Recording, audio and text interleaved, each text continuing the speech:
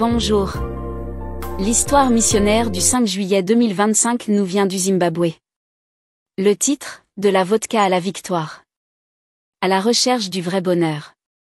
À l'âge tendre de 10 ans, la plupart des enfants rêvent de matchs de football, de dessins animés et de jeux entre amis.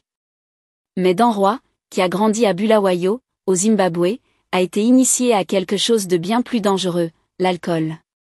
Cela s'est produit lors d'une fête de famille. Son oncle fêtait ses 35 ans, et la maison bourdonnait d'excitation, de musique et de rire. Les verres tintaient et les blagues fusaient. Au milieu de la foule, l'un des amis de son oncle s'est penché vers Dan Roy et lui a tendu un petit verre. « Goûte », lui a-t-il dit en souriant. « Juste une gorgée. » Curieux et inconscient des conséquences, Dan Roy a goûté à la vodka pour la première fois. « Je n'ai jamais essayé ça avant », s'est-il dit. Les gens semblent adorer ça, peut-être que ça fait du bien. Peut-être que ça rend heureux.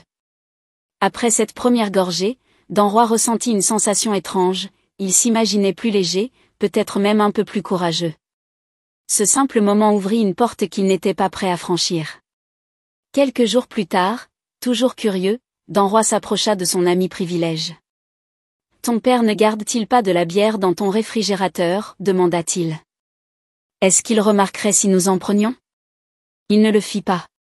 Ce qui avait commencé comme un jeu devint rapidement une habitude. Pendant l'année scolaire, les garçons buvaient le week-end. Mais quand l'été arriva, ils buvaient presque tous les jours.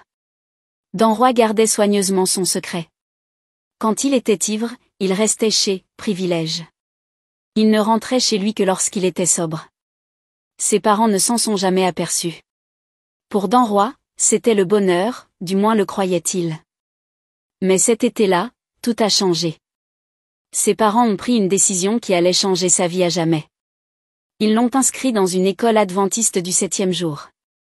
Ils pensaient que cet environnement structuré et ses enseignements basés sur la foi aideraient leur fils à se diriger vers un avenir meilleur. Dan Roy ne voyait pas les choses de cette façon. Il détestait ça. Pourquoi priait-il autant ? Avant les cours, avant les repas, pendant le culte, même pendant le cours de catéchisme, tout le monde priait. Il se sentait piégé. Dans son ancienne école, il était libre. Ici, les enseignants veillaient à ce que les élèves soient toujours en classe. Il aspirait à la liberté de faire ce qu'il voulait. Il aspirait à boire. Mais au fil des semaines, quelque chose a commencé à bouger dans le cœur de Dan Roy. Il a entendu les enseignants et ses camarades de classe parler de Jésus, non pas comme d'une figure religieuse lointaine, mais comme d'un ami proche. Il a vu leur paix, leur joie et leur espoir. Cela l'a troublé. Puis cela l'a intrigué. Qui est ce Jésus ? Se demandait-il. Pourquoi lui parle-t-il comme s'il était réel ? Serait-il la clé du vrai bonheur ? Dan Roy prit la décision la plus courageuse de sa jeune vie, il arrêta de boire. Il rompit son amitié avec Privilège et évita les endroits où la tentation pouvait le frapper.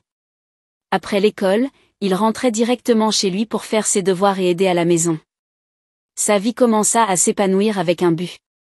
Et quelque chose d'autre s'est produit, il a commencé à aimer l'école qu'il méprisait autrefois. Il ne voyait plus ses professeurs comme des gardiens de prison, mais comme des mentors aimants.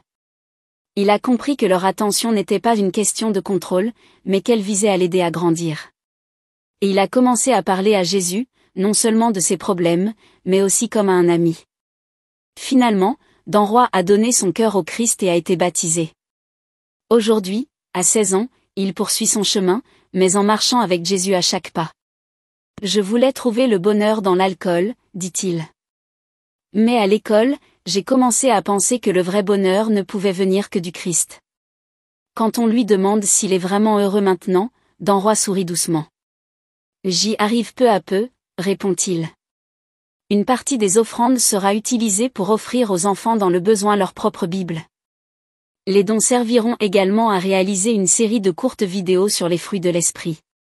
Merci de prévoir un don généreux le 27 septembre.